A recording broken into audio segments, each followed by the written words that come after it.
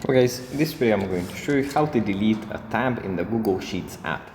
But before that, don't forget to subscribe and leave a comment down below, because at 10,000 subscribers I'm going to show you my whole YouTube revenue statistics and growth strategy.